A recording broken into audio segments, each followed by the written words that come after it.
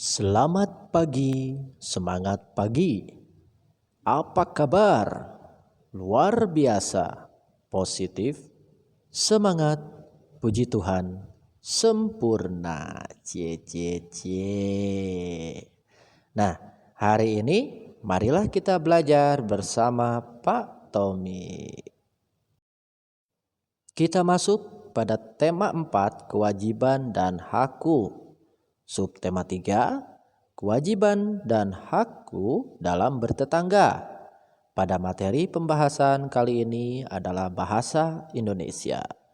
Sudah siap? Mari kita mulai. Semangat ya! Seperti biasa, sebelum kita mulai pembahasan kita, Bapak akan menunjukkan tujuan pembelajaran kita pada kesempatan kali ini, yaitu kita dapat mencermati ungkapan atau kalimat saran, masukan, dan penyelesaian masalah secara sederhana dalam teks tulis. Sudah siap? Mari kita masuk kepada materi. Yang pertama adalah kalimat saran. Apa itu kalimat saran? Nah, kalimat saran ialah kalimat yang berisikan pendapat, usulan, atau anjuran. Lalu, kosakata pada kalimat saran biasanya terdapat kata-kata seperti di bawah ini. Sebaiknya, alangkah baiknya, seharusnya, lebih baik, dan saya berharap. Seperti itu ya. Lalu kalimat masukan itu apa, Pak? Nah, kalimat masukan adalah kalimat yang berisikan nasihat untuk orang lain. Nah, dan sebaiknya disampaikan dengan kalimat yang santun.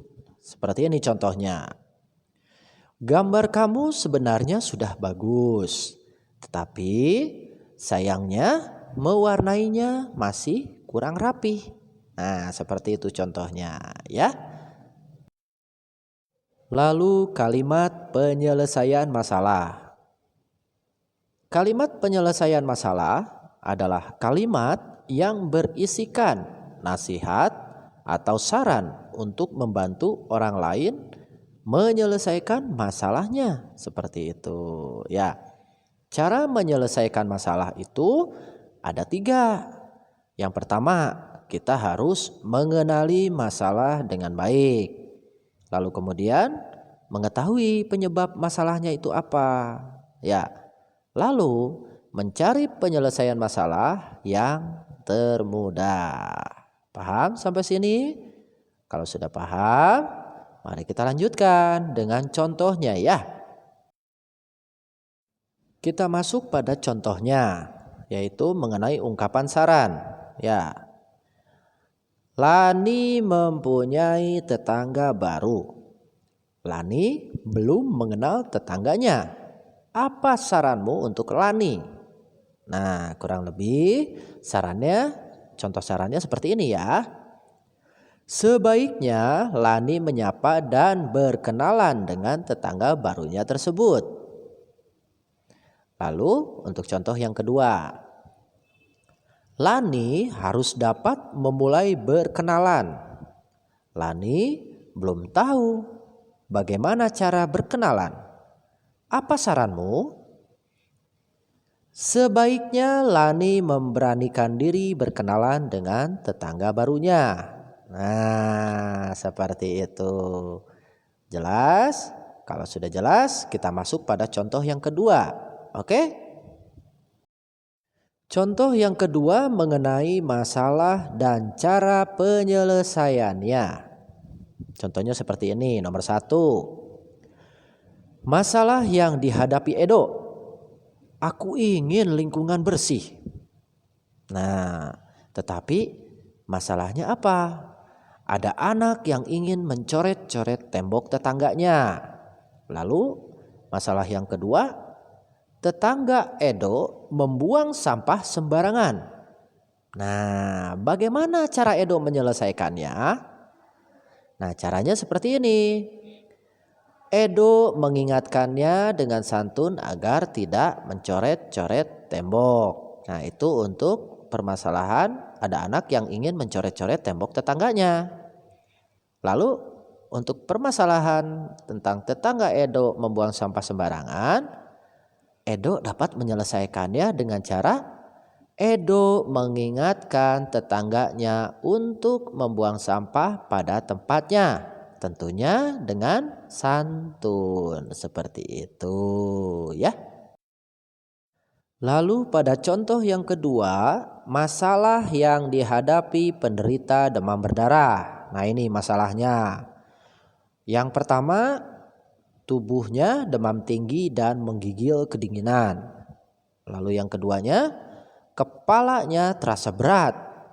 Kemudian perutnya mual dan ingin muntah. Lalu adanya bintik-bintik merah di kulitnya. Kemudian demam berdarah, penyakit berbahaya dan mudah menular. Kalimat penyelesaian masalah dalam mengatasi wabah demam berdarah adalah, nah ini untuk menyelesaikan masalahnya ya. Seluruh warga wajib membersihkan lingkungan dengan cara memberantas sarang nyamuk demam berdarah. Nah, lalu yang keduanya untuk menyelesaikan masalahnya yaitu seluruh warga harus dapat bergotong royong melakukan 3M, yaitu menguras, menutup, dan mengubur dengan cara melakukan pengasapan. Seperti itu. Kira-kira jelas? Baik. Kalau sudah jelas, sudah paham, kita lanjutkan kepada tugas. Tugas dari Bapak pada buku tematik tema 4, halaman 96 dan 97. Lalu 105 dan 107. Kemudian halaman 111. Dilanjutkan 118, 123, 125, 131 dan 132. Semuanya dikerjakan pada buku paket tematik ya. Ingat, tugas hari ini dikerjakan hari ini agar tidak menumpuk ya. Kita berlatih untuk tanggung jawab. Untuk info selanjutnya akan diinfokan oleh Bapak lewat WA grup ya. Begitu? Oke, paham ya dengan tugasnya. Tetap semangat, patuhi nasihat orang tua di rumah. Tuhan memberkati kita semua. Sampai jumpa dengan pembelajaran kita selanjutnya bersama Pak Tommy.